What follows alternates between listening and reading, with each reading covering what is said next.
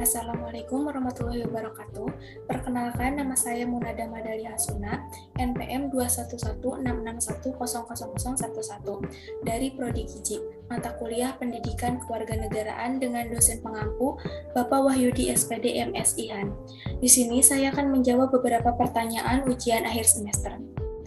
Pertanyaan yang pertama, selama Anda mengikuti mata kuliah pendidikan kewarganegaraan selama 1 semester ini, apa yang Anda ketahui lebih jauh tentang pendidikan kewarganegaraan?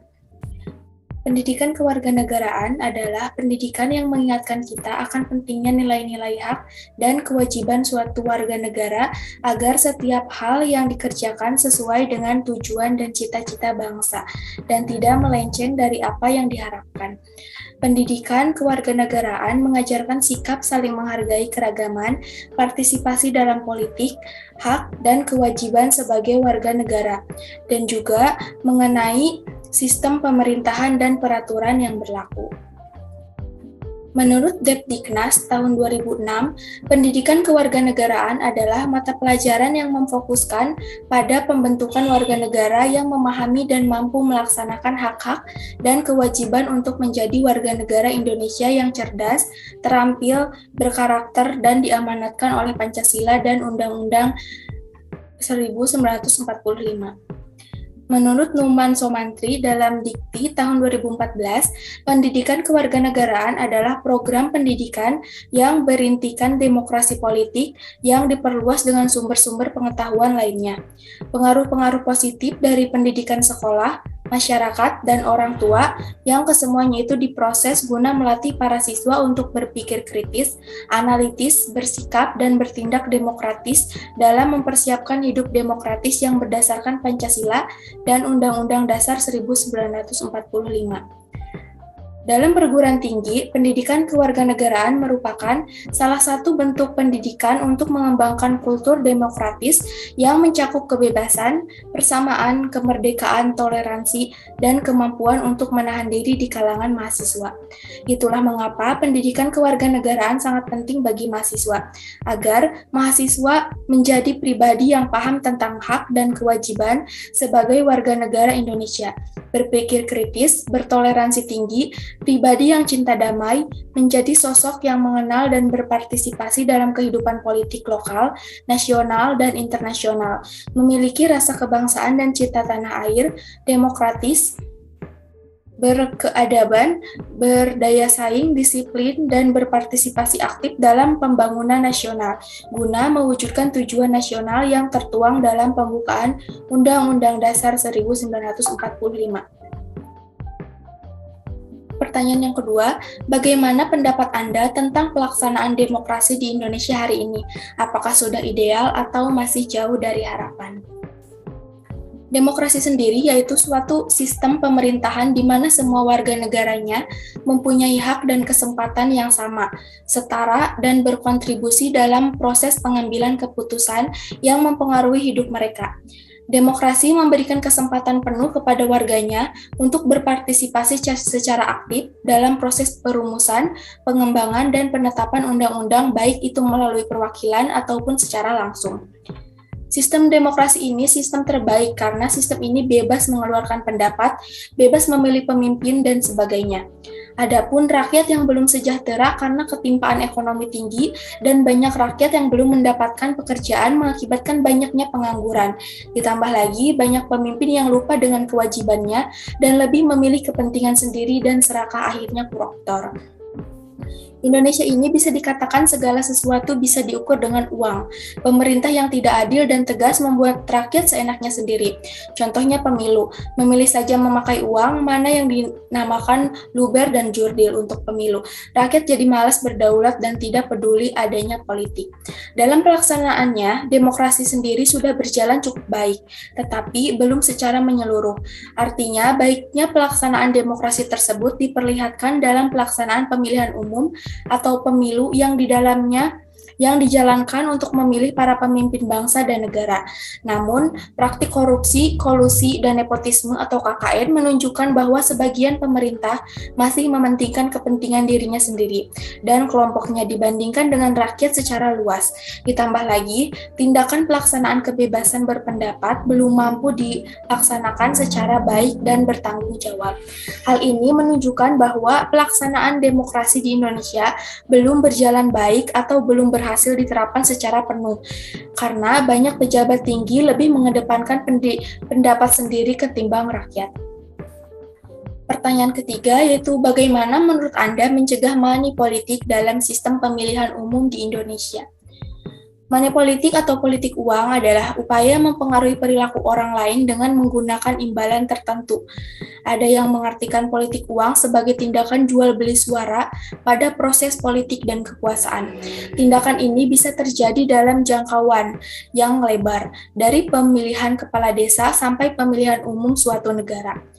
Politik uang selalu menjadi topik bahasan yang hangat bagi berbagai kalangan dalam setiap momen diskusi atau tokoh pengamat politik, akademisi, aktivis pegiat pemilu, aktivis pegiat anti korupsi di berbagai acara yang diselenggarakan oleh lembaga penyelenggara pemilu, dan di berbagai kegiatan yang dilakukan oleh organisasi, baik itu ormas atau lembaga swadaya masyarakat, bahkan sampai dengan obrolan masyarakat di warung kopi atau angkringan, terutama pada saat seputaran waktu berlangsungnya penyelenggaraan pemilu atau pilkada. Dalam Undang-Undang Nomor 7 Tahun 2017 tentang Pemilihan Umum atau Undang-Undang Pemilu pada pasal 515 menyatakan setiap orang yang dengan sengaja pada saat pemungutan suara menjanjikan atau memberikan uang atau materi lainnya kepada pemilih supaya tidak menggunakan hak pilihnya atau memilih peserta pemilu tertentu atau menggunakan hak pilihnya dengan cara tertentu sehingga surat suaranya tidak sah, dipidana dengan pidana penjara paling lama 3 tahun dan denda paling banyak 36 juta. Kita sebagai kaum intelektual harus bisa menanggapi hal yang demikian.